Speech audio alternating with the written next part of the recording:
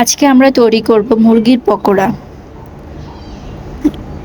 এখানে আমি প্রথমে মুরগির গোশত নিয়েছি। এখানে আদা বাটা ও রসুন বাটা দিয়ে দিলাম, সাথে দিয়ে দিলাম গরম মশলা বাটা ও জিরা বাটা।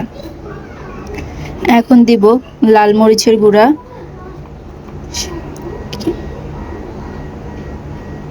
দিয়ে দিলাম হলুদ গুঁড়া আর স্বাদ মতন লবণ।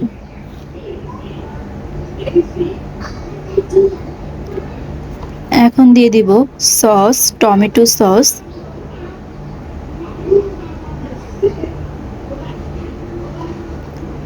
এখন এটা দিয়ে দিলাম সয়া সস। এখন এটাকে ভালোভাবে ম্যারিনেট করে একটু সামান্য পরিমাণে সরিষার তেলটা দিয়ে দিলাম। অপশনাল, কেউ চাইলেও দিতে পারেন, না চাইলেও দিতে পারেন, সমস্যা নেই। কেউ চাইলে সয়াবিন তেলও ইউজ করতে পারেন। এখন এটা কিছুক্ষণের জন্য আমি মেখে রেস্টে রেখে দেব। এখন পাশে নিয়ে নিলাম ময়দা, এর সাথে দিয়ে দিব লবণ, তারপরে দিব হলুদ গুঁড়ো, তারপরে দিব মরিচের গুঁড়োটা। কেউ চাইলে গোলমরিচের গুঁড়াটাও দিতে পারেন। যেহেতু গোলমরিচের গুঁড়াটা একটু বেশি ঝাল, এর জন্য আমি গোলমরিচটা দিলাম না, কারণ এটা আমার মেয়ে খাবে। এর জন্য আমি আর গোলমরিচের গুঁড়াটা দিইনি, সামান্য পরিমাণে লাল মরিচের গুঁড়োটা ইউজ করা হয়েছে এখানে। এখন আমি মুরগির যে গোশতগুলো মেখে রাখছিলাম, ম্যারিনেট করে রেখেছিলাম, সেগুলো এখন এর সাথে ভালোভাবে ময়দা দিয়ে পুর করে নেব।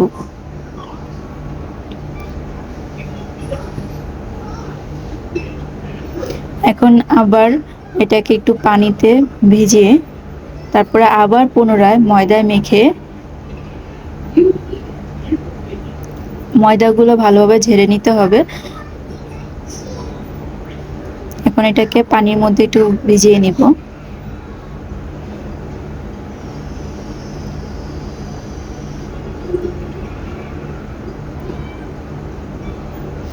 আবার পুনরায় এটাকে ময়দার মধ্যে মেখে নেব আমি।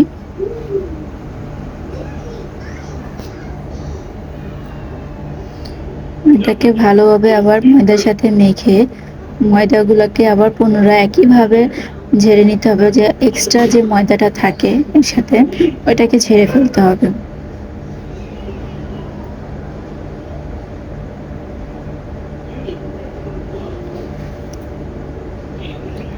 ভালোভাবে এটাকে ময়দাটা আমি এটাকে মেখে নিচ্ছি গোশতের সাথে।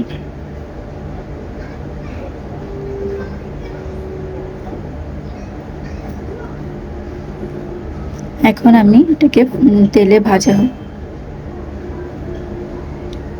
চুলার আঁচটা মিডিয়াম করে রাখতে হবে, যাতে তেলটা অতিরিক্ত গরম না হয়। তাহলে হয় কি, আপনার গোশত পকোড়াগুলোর সাথে সাথে পুড়ে যায়। যে আমার কিছু কিছু এখানে পুড়ে গেছে তেলটা বেশি গরম হওয়ার কারণে।